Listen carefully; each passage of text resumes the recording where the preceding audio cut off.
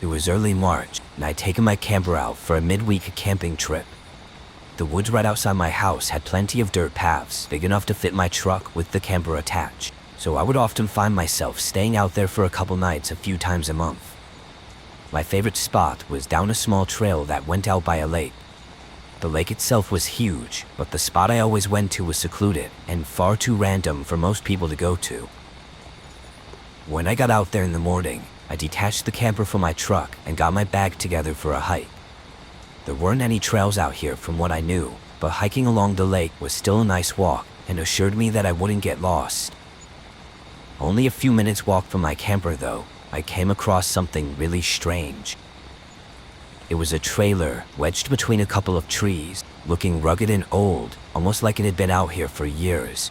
But I had been this way before, and it definitely wasn't here last time, so someone had to have moved it recently. I stayed for a little bit, keeping my distance but trying to see if there was any sign of someone living there. In all honesty, taking just one look at it gave me the feeling that this was purposefully hidden, maybe to cover something up. From what I could see, it had no signs of being lived in recently, which only made my suspicions grow. Why would someone go through the effort to move a beat-up trailer through the woods into such a secluded area? My gut was telling me to leave, but something about it pulled me in enough to get me to knock on the door to the trailer. Nobody answered, and there was no movement from inside. I knocked one more time. With no more sounds, I left it and walked back to my camper. The trailer was on my mind for the next several hours while I sat outside and got my campfire going. Once the sun set and the stars came out though, I was back to enjoying my night. I was sitting on a small chair and looking up, just taking in the peacefulness, when the unmistakable sound of footsteps crunched the leaves from somewhere out in the woods behind me. I turned and saw a light, steadily going between the trees as whoever was out there walked through the woods. Seeing someone out here was really strange, so I kept my eye on them as they continued toward the lake, but then the light suddenly shut off. I stared off into the darkness for a while, looking for any movement, but couldn't see anything. Then the faint sound of footsteps started again, coming in my direction. They were subtle, clearly trying to be as quiet as possible. I stood up. "Hey, what?" The footsteps stopped, sounding like they were just a few yards from me. I waited for a response or some kind of movement, but there was nothing for what felt like an entire minute until they finally started backing up. I heard the steps fade out into the woods, and I put two and two together, realizing he was going in the direction of the abandoned trailer. After his really strange behavior and thinking about the trailer some more, I was not going to risk staying the night. I packed up and reattached my camper to the truck, then turned my brights on and carefully drove down the path. Took a while, but I made it out and decided to call the police to report the strange behavior of the man, as well as the trailer. In the morning, I took 2 officers out to where I saw the trailer, but it was gone. And to make it all even more crazy, there were clear trails on the ground, showing the trailer having been dragged all the way up to the lake, where the marks faded into the waterline. Whatever that trailer was hiding now sits at the bottom of the lake, completely inaccessible, and no evidence ever came up to warrant the retrieval of the trailer, so everything is just left as a mystery. It's terrifying to think of what that man could have done to me had he caught me by the trailer he was hiding. And unfortunately, I'll always be haunted with the mystery of what was behind that door.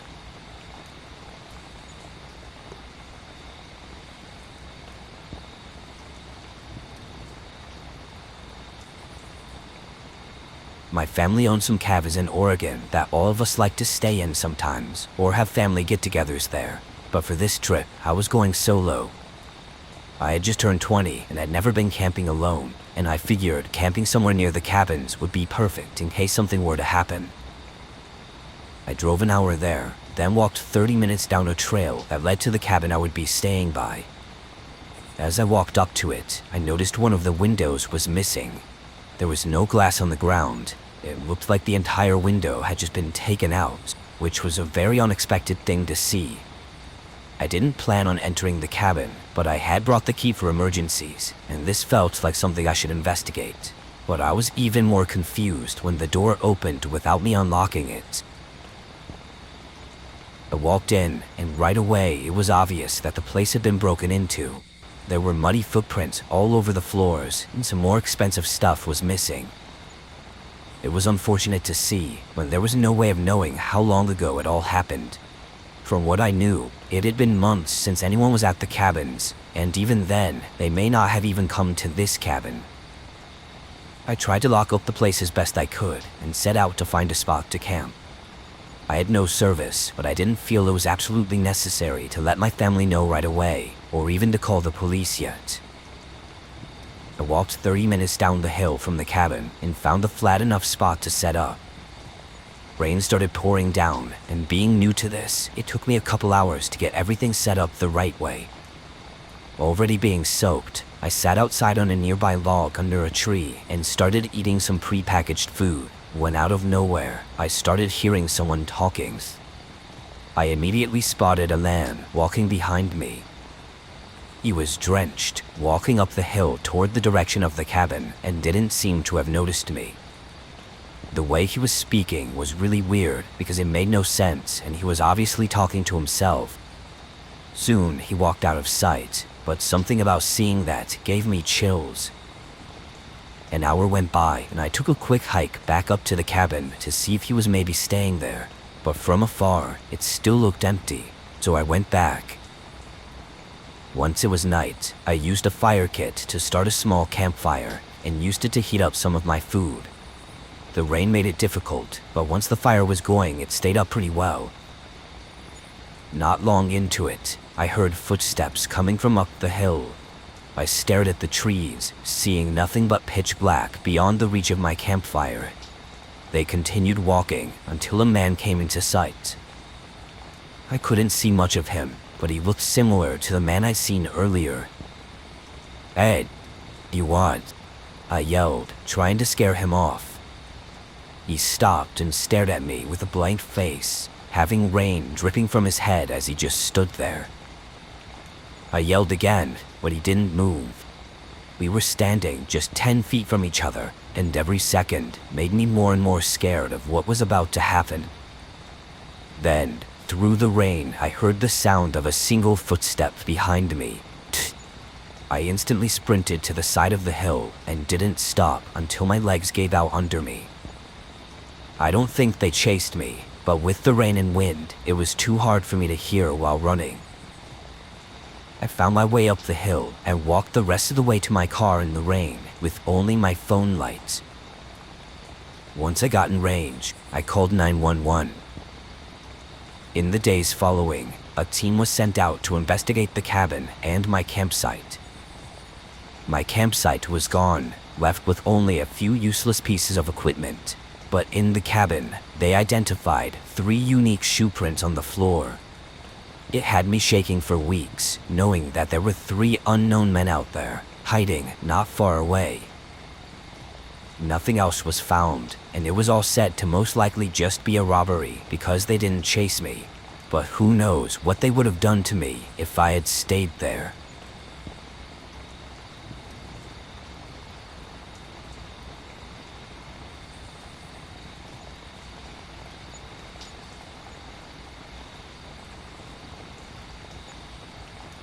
I went on a camping trip with my buddy from college. I'll call him Andrew to keep both of our identities private. We'd been friends for a little less than a year and both enjoyed the forest and going for hikes, but really hadn't ever stayed overnight in nature before. This was during spring break at our school, and we'd been planning this for a while. We chose a trail we were familiar with and even got a basic idea of the area we would set up at. And come the day of, we headed out without thinking twice. We were happy seeing that nobody else was on the trail.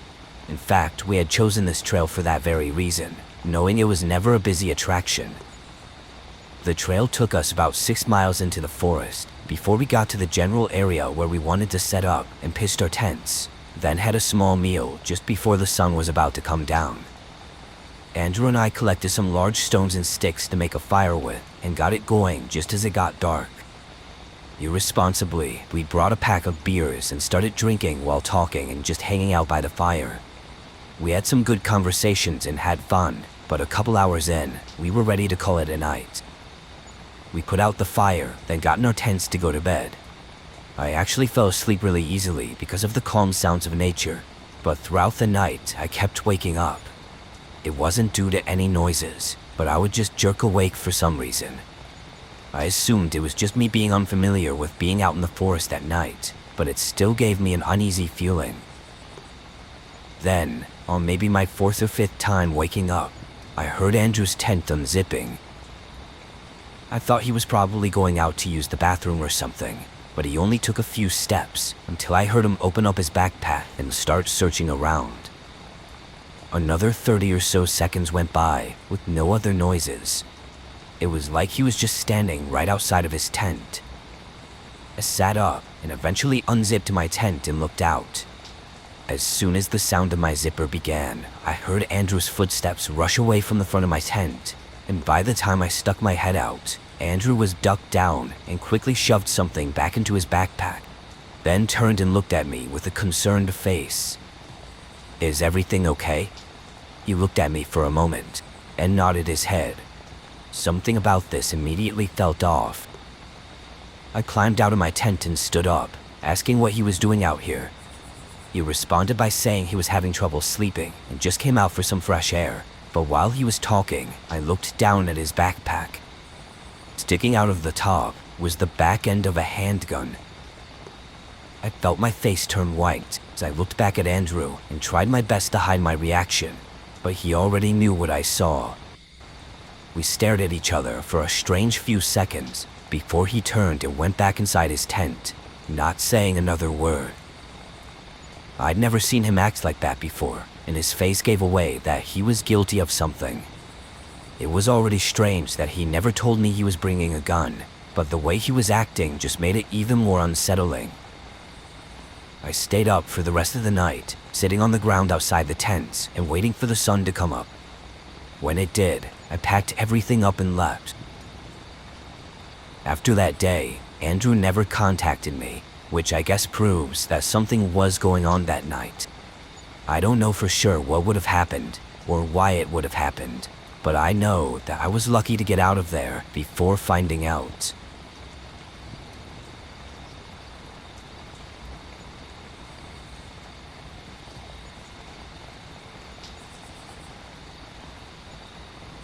Last year was the first time I'd ever had something happen on my camping trip. I'd go camping alone several times a year, usually going to the same spots, but sometimes I'd try and find somewhere different. For this trip, I decided on a 4-mile camping trail that I'd never been on before. I drove out 2 hours from my house to a remote location where I started the hike from. Right away, I was not enjoying the trail as much as I thought I would, mainly because some portions of it were wet and muddy. Still, I continued along and tried to avoid those spots. I went down for a while, and around 45 minutes in, I saw something off the side of the trail. It was a tent, but very worn down and had a few rips in it. From afar, I could see that nobody was inside of it, though I walked closer. There were no signs of any intentional damage. It all just seemed to be weathered over a long period of time. The fact that it was still standing up was mind-blowing to me. I looked around it and inside of it, but oddly enough, there was nothing else.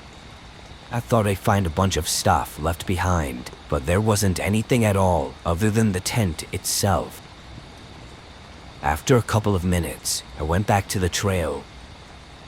I thought about it for a while, but couldn't come up with any good reasons to leave a tent like that. As I walked for the last hour and a half of the trail, I came across dozens of left-behind objects. All of them were camping or hiking equipment, but seeing all of this stuff scattered around a 4-mile trail gave me an uneasy feeling. Who would leave everything behind? It was definitely not an accident, and I was pretty sure it was all from one person. When I got to the end, I set up my tent a good distance away from the trail, just to be safe. It was getting dark already, so I stayed at my campsite until I was ready to sleep. I felt a bit nervous to go to bed, but I was able to sleep through the whole night without issue. When I got up, it was early in the morning, around 4 or 5, so the sun wasn't fully up yet. I unzipped my tent and stepped out, but right away, I could tell something was wrong. I turned around, and on the other side of my tent, a man stood just a few feet away. He was tall and thin, wearing disgusting clothes, and his face was covered in dirt and grime. He looked at me with this empty stare. I stood there motionless. In the moment, I was so shocked and scared, it almost didn't even seem real.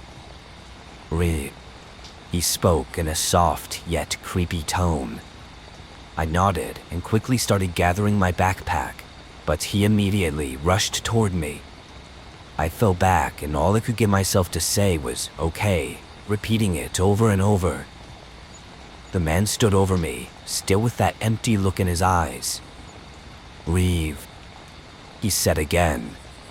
I understood what he meant this time and quickly got up and rushed away, leaving everything behind. I took one look back as I got out of there, and the man was rummaging through my backpack like a curious animal. I jogged as far as I could, then fast walked the rest of the way to my car. Thank God I kept my phone and keys in my pocket, or this situation could have been 100 times worse. I drove out until I got service, then called 911. I found out that there was an almost identical case to what I experienced, but whoever filed it chose for it to not be publicly announced by the media. This was likely the person whose tent and belongings I found on the trail. After a week of talking to the police and going over everything, they were able to organize a small search party of officers. They went down the trail and came back with no sightings or evidence of the man, but they found most of my stuff nearby my campsite, tossed around like trash. After that, the case went stale, just like the previous person's. The thing I always come back to is how the man didn't keep anything. He just scattered it all around the forest with no intent of using any of it.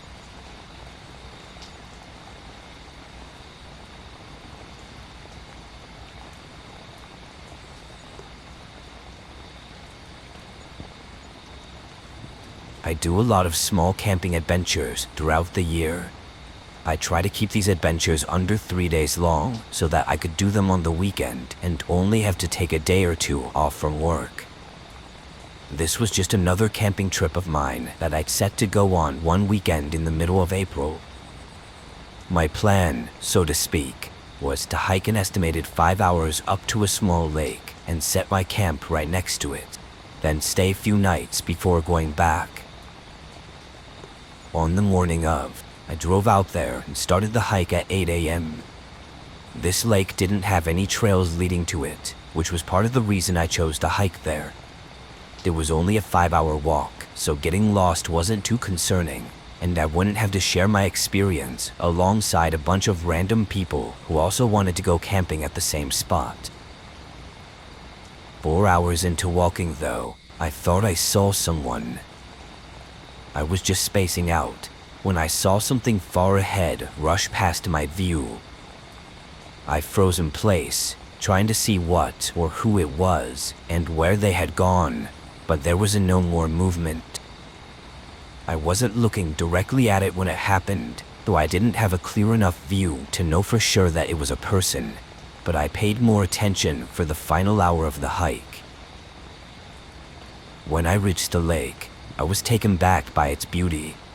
It was the perfect place to catch a break. I didn't spend long finding a spot to set up camp, being in the trees just off to the side of the lake. Almost as soon as I did though, I saw someone. This time for sure. They were on the other side of the lake, walking around by the trees. They had no backpack or anything. They were just walking. I looked around for their campsite, but didn't see anything at all. After a minute, they walked into the forest and didn't come back. This definitely put me in a slightly nervous mood, knowing someone else was out here at a remote lake and making me wonder if I really did see a person before while I was walking. I chose to spend the rest of the evening at my campsite, and come nightfall, I started up a fire. I kept it small to not draw too much attention. It had been almost 4 hours since I seen the person, but I was still nervous. I heated up some food and ate, then took a book out to pass the time. I got through a few pages, but I couldn't ignore this feeling like I was being watched. I knew it had to be my brain being paranoid because of earlier, but after a few minutes, I couldn't even get myself to read anymore. I put the book down and packed my stuff in the tent, preparing to go to bed. Right before I put out the fire, I did one last look around. About 15 yards away, there was someone standing. Though it was really dark, I knew they were watching me. They stood still, not moving or anything, and we both just stared at each other through the dark forest. We must have been like that for a whole minute when the person started backing up. They still faced me, but walked back into the trees until they were submerged in the darkness. I was physically shaking. What were they doing? Were they going to come back? I built the campfire larger and stayed up through the entire night. At the break of dawn, I packed everything up and moved quickly, making my way back.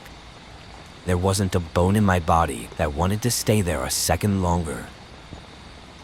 During my hike back, I swear I heard footsteps far behind me on multiple occasions. Even now, thinking back on it, I can feel my body tense from the fear I experienced on that trip.